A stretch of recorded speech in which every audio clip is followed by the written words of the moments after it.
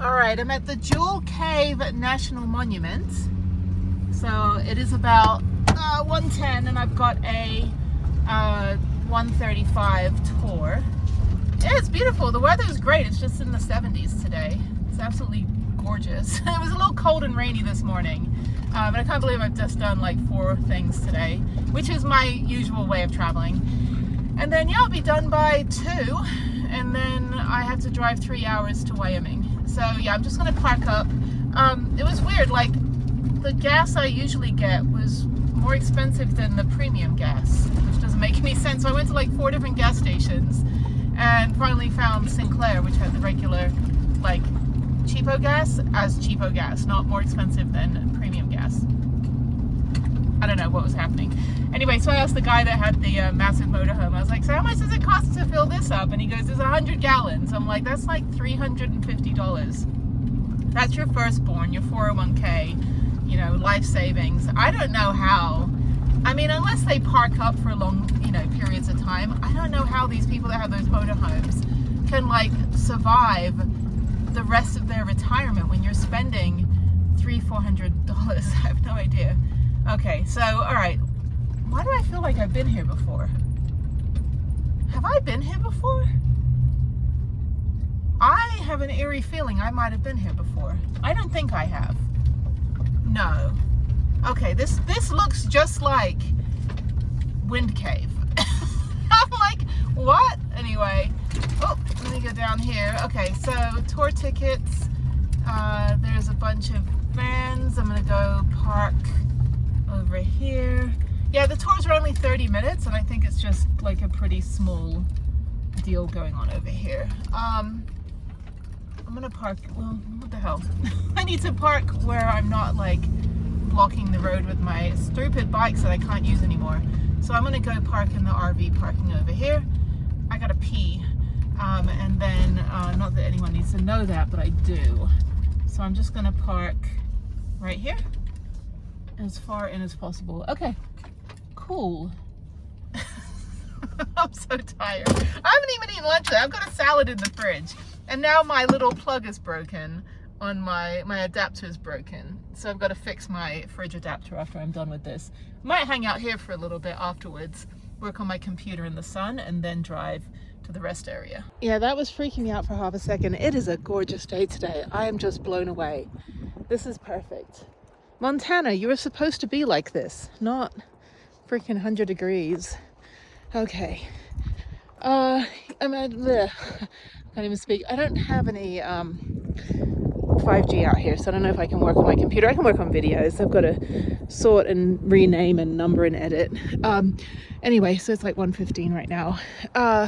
Yeah, these people were looking at my van when I was coming in on the bus on the tour at Crazy Horse, and then I realized they're probably from the other Nissan van that was towing a trailer. So they're probably getting some pointers on solar. They're having a picnic. I want lunch. I haven't had lunch yet. I'm like grumpy, and it's only like 1 o'clock, so I've done 4 things today. I did the cathedral spires, which I didn't actually get to do. I did that part of the Custer State Park, and then I did the second part, which was the hike, which was really nice, really tame, but you know, the Lover's Leap hike. And then I went to Crazy Horse, which was really fun. Just like Mount Rushmore, super fun, super cheesy, but really good. And that music from the Native American musician was really, really good. I wish I could hear more of it. And now I'm at Jewel Cave. So I'm also checking off the 400 or so national monuments. So I'll just add this one to the list. All right, so as with every cave tour, you're not allowed to bring anything in. So they actually didn't have a 2 o'clock tour for the Discovery. No, for the Scenic, which is an hour and a half and 700 steps. The other one is 20 minutes, no steps. And I paid $6 for that. So now I've paid $16 extra for a tour that I'm going to do at 2 o'clock. So it gives me about 30 minutes. So I'm going to go get I should put my hiking boots on. I think running shoes are fine. We're not going to be moving very fast. So let me go back. I've got to put my little crossbody bag in. And they said, you know, only have stuff in your pockets. I'm like, I don't have anything that has pockets. I don't have anything that has, like, you know, it's going to be 40 degrees in there too. So I got to get a sweatshirt.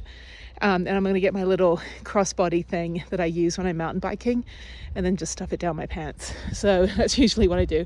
It's also what I have when I go on an airplane, where I put all my passport and, you know, ID and keys and stuff, like, so that if I ever have to evacuate an airplane, it's all down my pants. So it's like a money belt or something. Okay.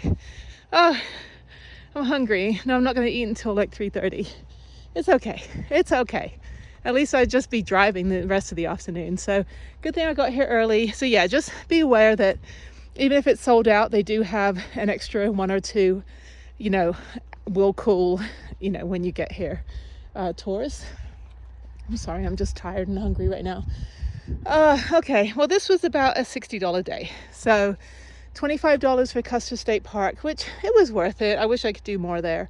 I still have a 7-day pass for that, but I'm not coming back within 7 days. And then I've got $16 for Crazy Horse, $16 for this, plus $6. So that was 22, 28, 38, 48, 58, 63. Yeah, it's a bit of a pricey day, plus like $7 for souvenirs, $10 for souvenirs. Yeah, it's about a $70 day. That's all right. I haven't done any of like touristy stuff in months, so it's good. I mean, it's worth it because it's, you know, stuff to see. Let me get my sweatshirt and yeah, I'll go use the restroom 2 more times before I do this tour. All right, so you can bring hiking boots, jacket or hoodie. You can't bring any backpacks or anything that's going to hit anything. No Crocs, not even in sport mode. Okay, you can bring some Converse. That's funny. Okay, so let me go to the bathroom and then put my sweatshirt on, which is a little bit of a trek having to figure that out because of my wrist.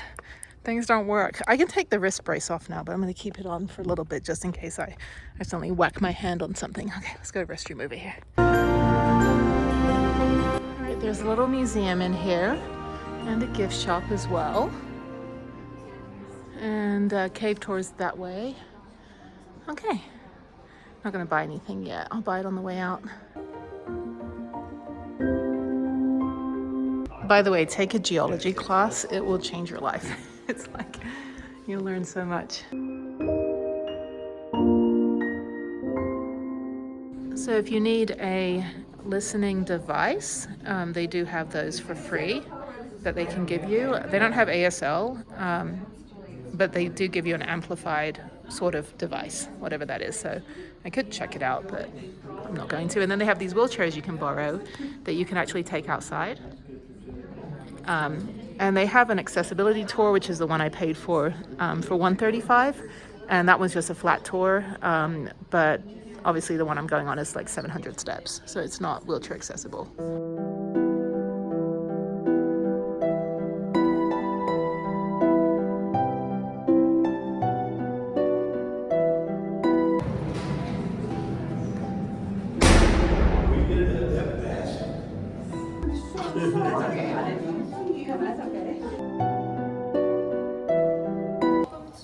Target room. Feel free to walk around. You can take pictures, videos, even flash photography. All I'm going to ask is be mindful of your neighbors and where you're pointing the flash, okay?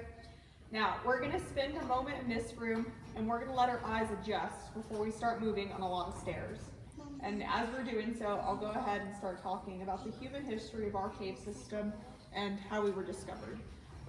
We know that the tribal nations were living in the area, passing through Hell Canyon and Lithograph Canyon, but we don't believe they ever knew of the cave system. There's no evidence of human life inside the cave system prior to 1900, and after reaching out to various tribal nation leaders, they didn't have any specific history to Jewel Cave.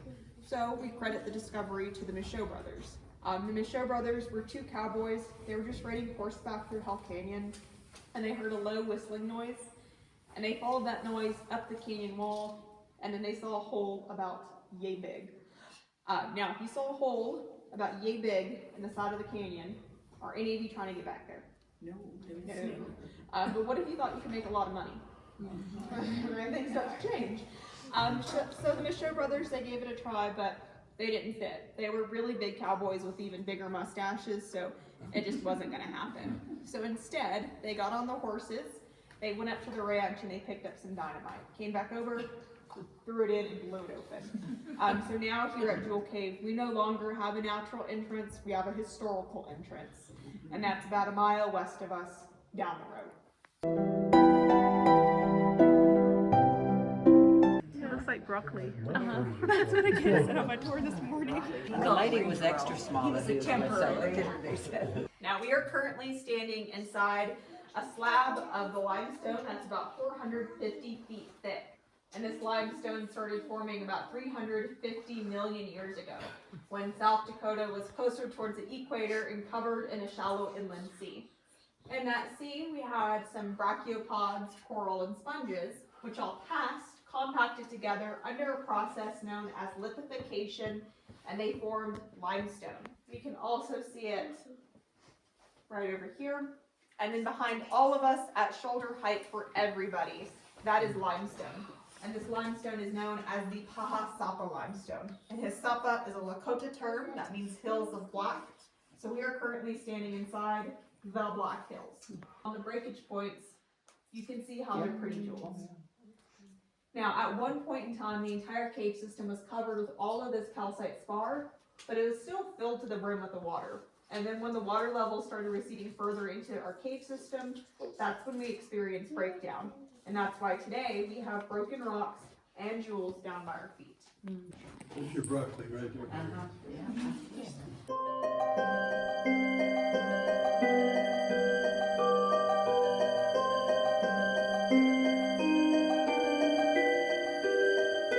That's what it is. It's covering the layer of breakdown. Flowing water was moving over it, carrying carbon dioxide and calcite.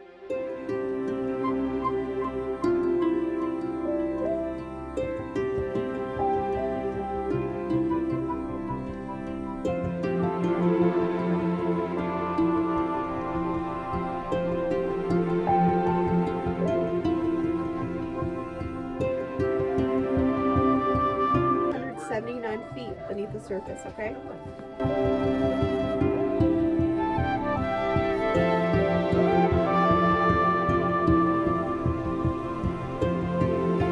So this section of the cave was opened up to us in 1972, but originally they started building it in 1967 and finished in 1969. The path was all originally asphalt and aluminum.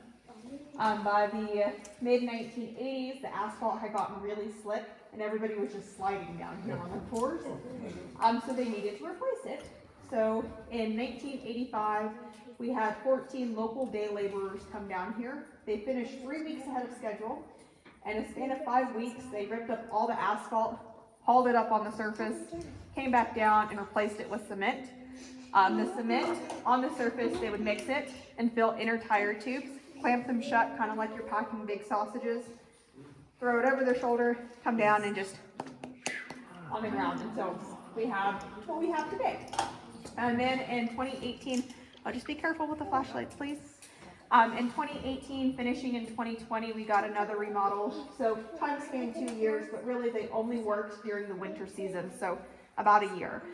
They came down here and they expanded the cement path just a little bit, and they switched the aluminum over to stainless steel. Some of you may have noticed our cave system is really humid, so the aluminum doesn't have a long shelf life down here. The stainless steel is more expensive up front, but in the long run, it's worth it.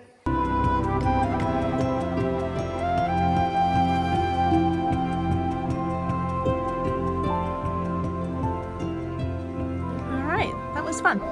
That was really good actually. Now it's an hour and a half and now I'm gonna go thaw out for a little bit, make some lunch and then drive 3 hours to Wyoming. So my battery's about to die on this phone. Anyway, there we go. Super fun. Oh, it feels nice out here.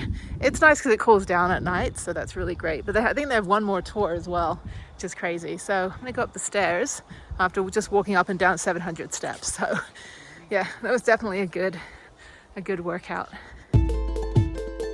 Oh, South Dakota, I see what you did there. I see what you did there. Aren't you funny?